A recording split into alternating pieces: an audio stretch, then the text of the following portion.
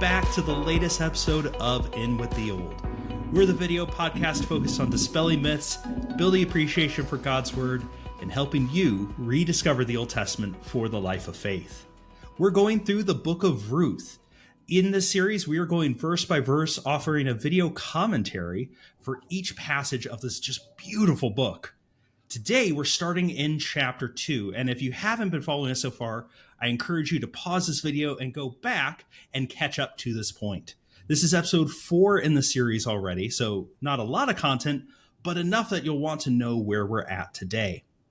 Joining me in this journey, as always, is my co-host, Dr. Tim Howe. Dr. Tim, welcome. How are you doing today? Well, I'm doing excellent, Brian, and I've so enjoyed being able to go through verse by verse. This is our heartbeat. This is what we love to do, and as we look to Ruth chapter 2, there's just a heart pumping narrative that really is going to continue, and so I'm ready to get rolling, Brian. Excellent. So today's passage is chapter 2, verses 1 through 9. In the last 2 episodes, we've introduced kind of more specifically our 2 main characters, first Naomi and then Ruth, and now we meet Boaz, Mr. Ruth-less himself, coming in chapter 2. It's a dumb joke. Get ready to hear it numerous times. We're both dads. It's what happens. But I'm going to read, as always, this passage, verses 1 through 9. I'm reading from the Christian Standard Bible, and so here is Ruth chapter 2, verses 1 through 9. Now Naomi had a relative on her husband's side. He was a prominent man of noble character from Elimelech's family. His name was Boaz. Ruth the Moabitess asked Naomi, "Will you let me go into the fields and gather fallen grain behind someone with whom I find favor?" Naomi answered her, "Go ahead, my daughter." So Ruth left and entered the field to gather grain behind the harvesters. She happened to be in the portion of the field belonging to Boaz, who was from Elimelech's family. Later, when Boaz arrived from Bethlehem, he said to the harvesters, "The Lord be with you." "The Lord bless you," they replied. Boaz asked his servant who was in charge of the harvesters, "Whose young woman is this?" The servant answered, "She is the young Moabite woman who returned with Naomi from the territory of Moab. She asked, 'Will you let me gather fallen grain among the bundles behind the harvesters?' She came and has been on her feet since early morning, except that she rested a little in the shelter." Then Boaz said to Ruth, "Listen, my daughter, don't go and gather grain in another field, and don't leave this one, but stay here close to my female servants. See which field they are harvesting and follow them. Haven't I ordered the young men not to touch you? When you are thirsty, go and drink from the jars the young men have filled." It's a fascinating introduction in chapter 2 to Boaz. In some ways, we have a parallel to chapter 1. In chapter 1, we are introduced to Elimelech and what happens to his family. Now we're introduced to another man who doesn't have a family, but is going to be dealing with family members. Tim, let me kick it over to you to get started. What do you see as we begin this chapter? Yeah, so it's interesting. Like we said before, when we think of biblical narrative, every detail is important. This is highly selective, and the attention in chapter 2 is drawn to Boaz. We see the transition take place immediately, and it's relative to Naomi. It says, "Now Naomi had a relative on her husband's side. He was a prominent man, a man of noble character from Elimelech's family. His name was Boaz." So our mind shifts to Boaz, and the question is, what role will Boaz play in this story? And as we look, the very first verse, just in one verse, he's described to us both in terms of his family lineage, but also in terms of his character. And there are a couple of key words that are used. He's described here as a Gibor Kayil, a mighty man, a powerful man, one of wealth. And this is a very important phrase because it can mean a lot of different things. And Dr. Brian, can you maybe talk about some of the different nuances that might be possible as we look at this description of Boaz as Gibor Kayil? Yeah, so this phrase, Gibor, means, right, powerful, mighty. Kayil can be wealth, can be strength, excessiveness. It can be used for both a financial description of Boaz. This could be describing him as a wealthy landowner, right? Someone of the middle to upper class of society. But it also is a phrase used quite frequently to describe warriors. In fact, if we go back just a few books to Joshua in Joshua chapter 8, he Mhm. assembles 30,000 Gibor Chayil to fight. So it's an interesting description of Boaz. And I tend, Tim, to think it's important that we see that kind of strength aspect to it. Remember, this is set in the darkest period of Israelite history. They are constantly worried about invaders, foreigners coming in and kind of disposing them from their land. They don't have a king. They don't have a centralized government to defend themselves. The judges tend to be strong men that can come in and deliver people, or not all men in all cases, right? But I think Boaz is intentionally being put forward as this kind of mighty figure.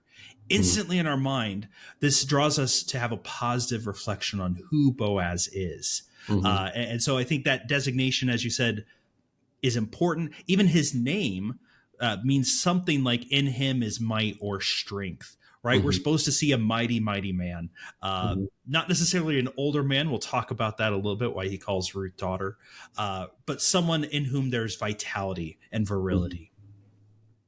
Yeah. And it's interesting to me, Brian, obviously the narrator is trying to establish something in our minds. What kind of man is Boaz? And as we think about this phraseology, it's going to become more apparent as we read the story. What kind of mighty man, what kind of wealthy man is he? Is he the kind of man who uses his power and his wealth to his own advantage? Because remember contextually, listeners, that we are in a period where every man does what's right in his own eyes. Or will he be the kind of man who is a faithful follower of the law of God? Will he demonstrate the kind of strength that also uses itself to help the weak and the poor and the vulnerable? So I think we're meant to have this positive connotation. It's going to become more apparent, I think, as we move on. But this has been a theme, hasn't it, Brian? As we look at the names, even the names in the book of Ruth are incredibly important, whether it's Elimelech or Naomi or Ruth or Orpah or now Boaz. The names at least help tell the story. So, and Tim, if I could interject real quickly, the strength of Boaz is also going to be important, listeners, as we consider where this book is in the canon. Remember that we just left the book of Judges, which ends on the tribe of Benjamin stealing wives, using their strength to literally kidnap women so their tribe does not go extinct. Here we are also going to have a story, right, of a man and a woman, a strong man, and there's going to be, I think, supposed to be in our minds, right, Tim, a strong comparison of Boaz is not like the Benjamites. Remember, the Benjamites are going to lead to the first king, Saul. This is the line of David.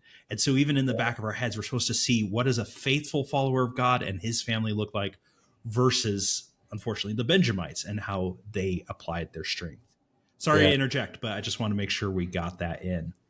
No, very good.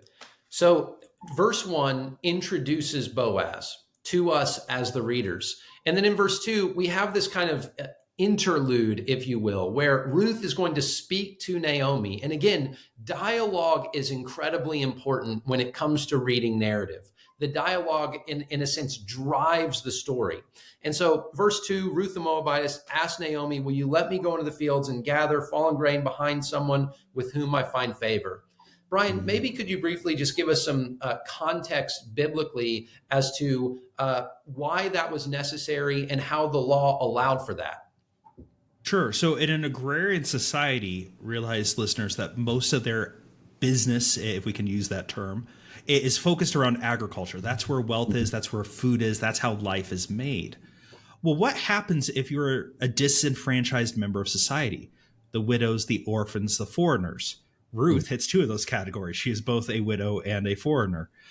What mechanisms are there to care for them, since they probably, and in this case, surely do not own land? How can they be fed? Well, in Deuteronomy chapter 24, a law is put into place that as people thresh their grain, right, as you harvest it, of course, you're going to drop some, right? As you're trying to bundle everything, you aren't going to be perfect in your bundle. Some's going to fall to the ground.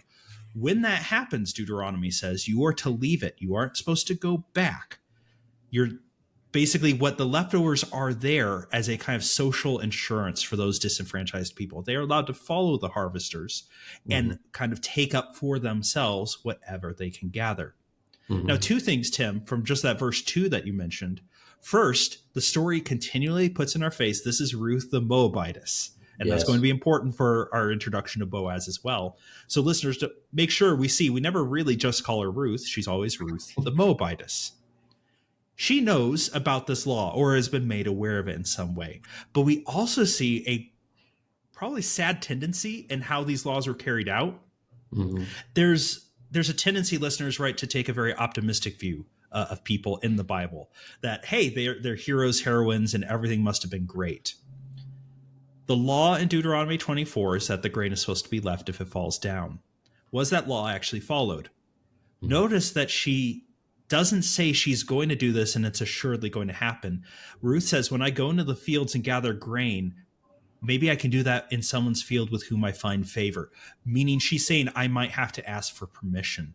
Mm-hmm. I think that indicates that this law, although it's great in practice, much like the laws of Jubilee, which we have no record were ever actually followed, this law may not have been followed. And she was aware that she is in a vulnerable position and might have to ask for permission. But that's what she is going for, right? It's trying to be able to care for those that would not have fields for themselves.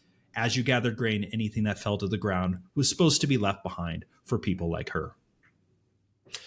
Yeah, great point, Brian. And I totally agree. This is meant to set the stage for the dark backdrop where many people did not follow the law. And yet the dependence of her very life is on someone following the law of God and living it out in a way that pushes back against greed, that pushes back against self-interest. And that's what we're going to see with Boaz in just a few verses. So it continues, Naomi answered her, go ahead, my daughter. So Ruth left and entered the field to gather grain behind the harvesters. And then I love this phrase, Brian. In the CSB, it's translated, she happened to be in the portion of the field belonging to Boaz, who was from Elimelech's family. Yeah, and it's happenstance. It's an accident. Yeah. And of course, the author of the book of Ruth is saying this with a wink and a nod, right? Yep. That in her mind, from her perspective, she had no idea where she was going. But truly, God was leading her to this place. Why? Because God's kindness was, in a sense, going before her. Right? He was preparing this place for her, knowing that this is exactly where he wanted her to go. And as we think about this, I think it's particularly rich in light of what we've just read at the end of chapter 1, where Naomi says, God's hand is against me. God has done this to me. And Naomi apparently felt like she didn't have the social standing to go and say, find someone that could let Ruth glean in her field. And yet in this moment, we see that God is working behind the scenes. And the author is wanting us to see that she just happened to happen. It's that verbal cognate in Hebrew that we know and love, right, Brian?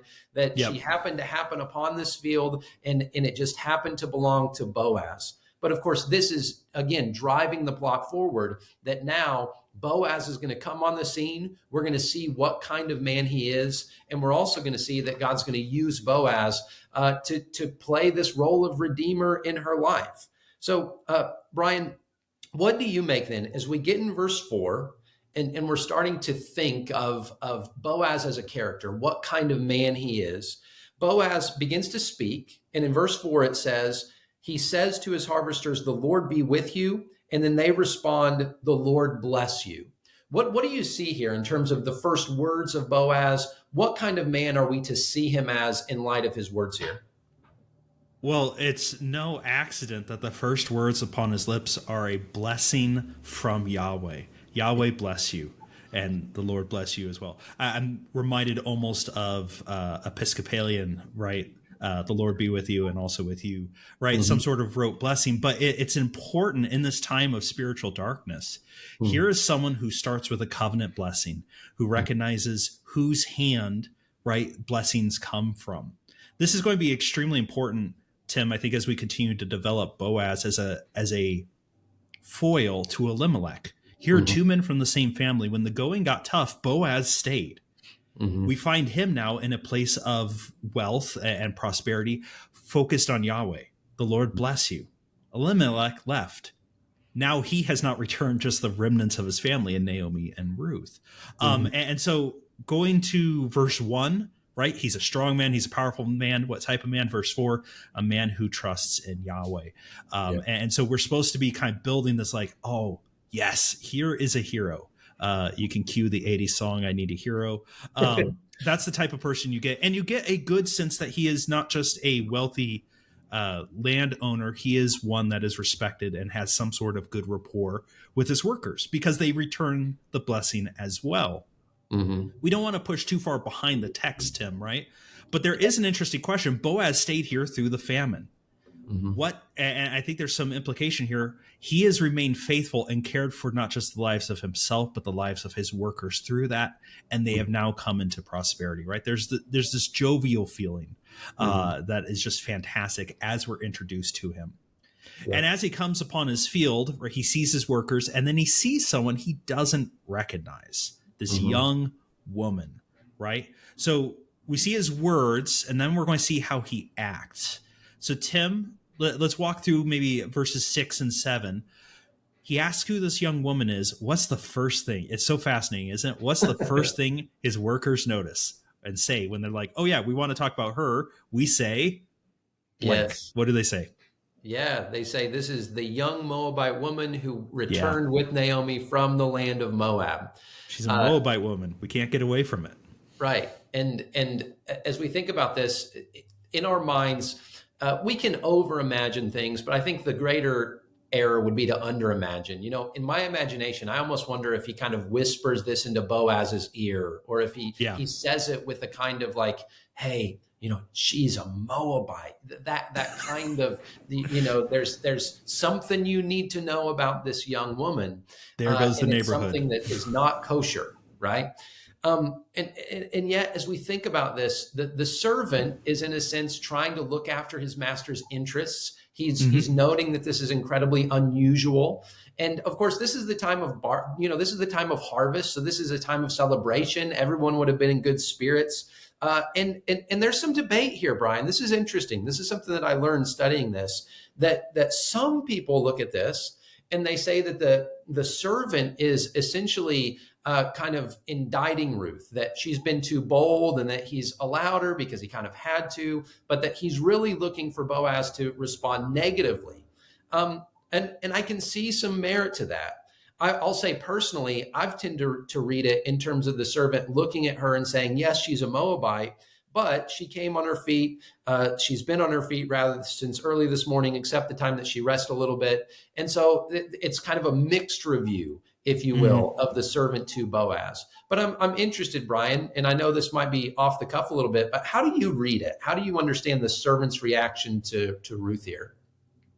Yeah, it's a bit of a mixed bag, and this is one of those that we aren't given a reading cue, right? It doesn't say read with this tone or intention, and that does change things sometimes, right? Rather drastically. Yeah. I think in verse 6 especially, so there's two parts to the servant's reply, verse 6 and verse 7. And I think we see kind of a mixed bag, Tim, as you were kind of intimating. Verse 6, he foregrounds the negative.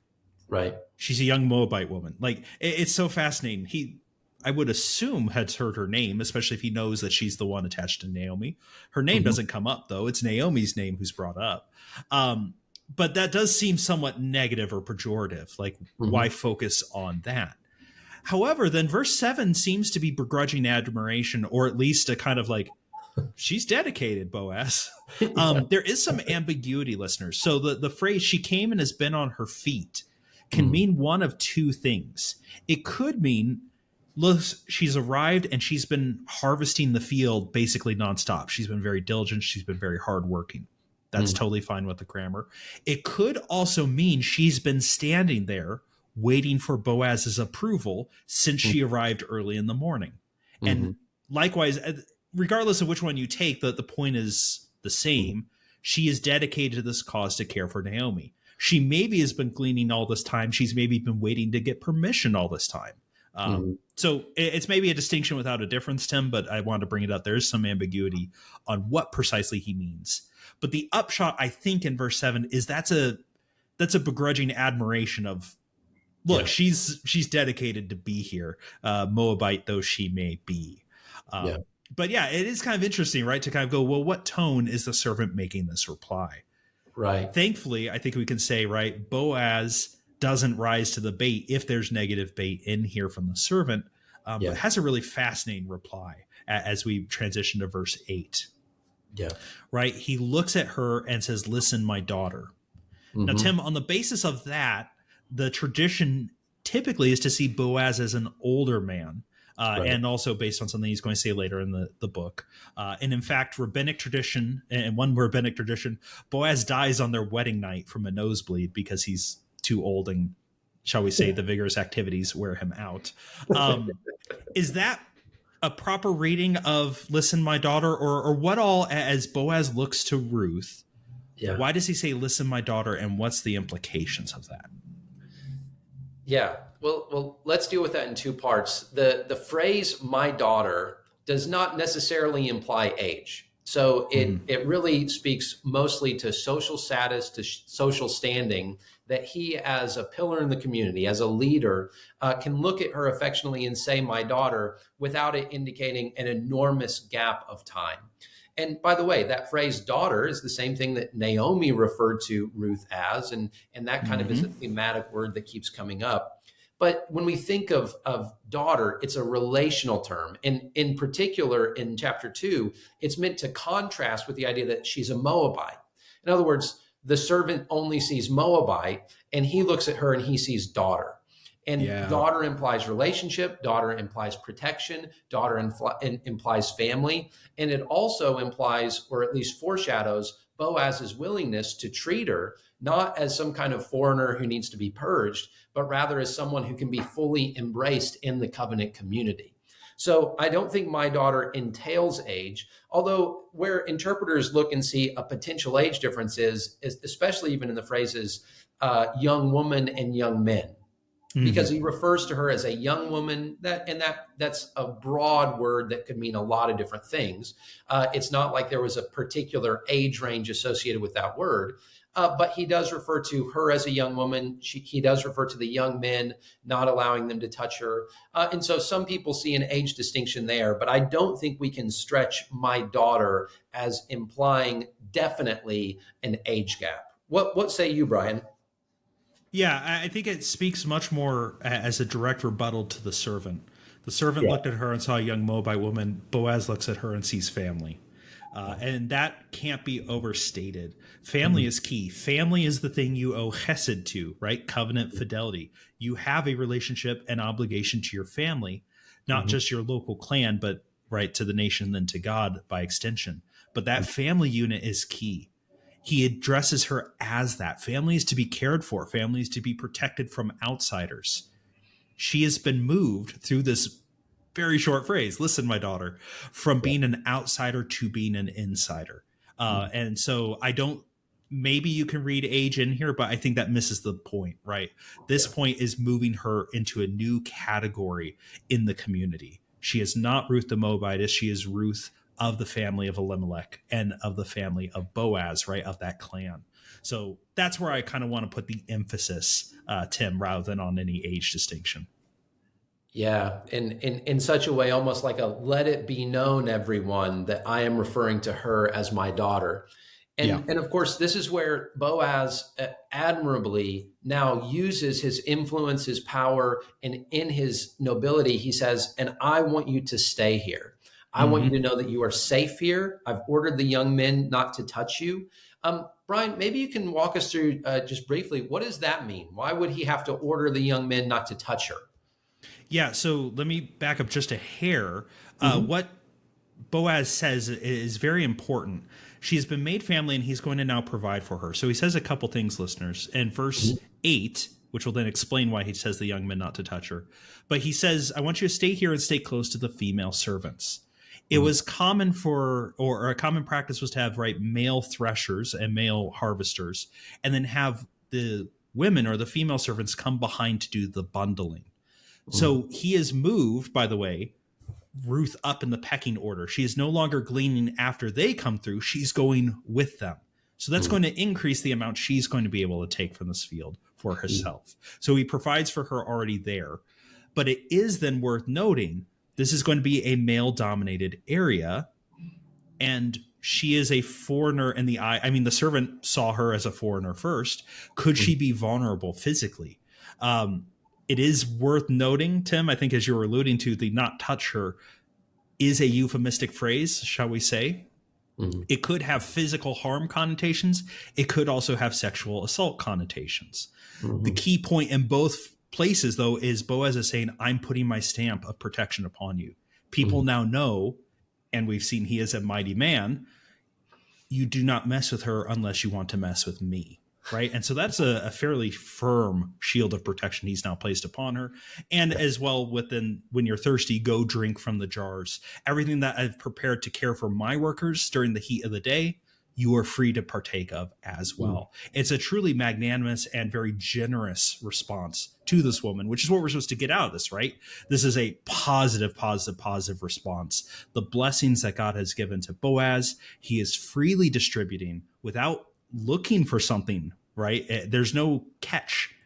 This is being given to her as an extension of her faithfulness, we'll see next time, to Naomi. But yeah, I think those three things are there, Tim. Let me turn it back over to you to go ahead and bring us on home. Yeah, I agree with you, Brian. And I don't want to overread, but I think it could be there. When we see even the servant's description of Ruth, Ruth knows that she's in a precarious situation. Ruth knows that she's vulnerable. And so I tend to look even at his description of her being on her feet and sitting only a little bit of time for rest as a kind of self-protection, that she understands if I get caught resting or if I put myself in a vulnerable position where someone could take advantage of me, it could go very poorly for me. And so when you think she didn't have water, she didn't have food, she didn't have protection, she was vulnerable, she was a foreigner among strangers, and she knew that was the first thing that she saw. And so, as you mentioned, Brian, this could not have been a more night to day moment whenever Boaz, the owner of the field, Boaz, the pillar of the community, comes and essentially bestows upon her the honor that he has himself. He brings her in, and in that moment, she responds. And this is where we're going to come to next time. Her response sees this act of faithfulness as just what it is, truly finding favor in the eyes of the person that God led her to. So an incredible start to this chapter, and look forward to getting into the next chapter or the next section. Yeah, listeners, we invite you to join us next time as we continue on this journey. We're going to see Ruth's response to this just beautiful shield of protection that Boaz has placed around her.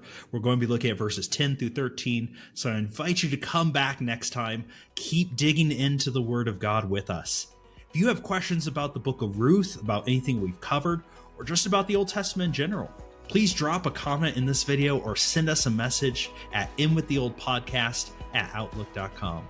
We look forward to helping you in your faith journey and in understanding God's Word. And until next time, stay cool and stay old. Have a wonderful day.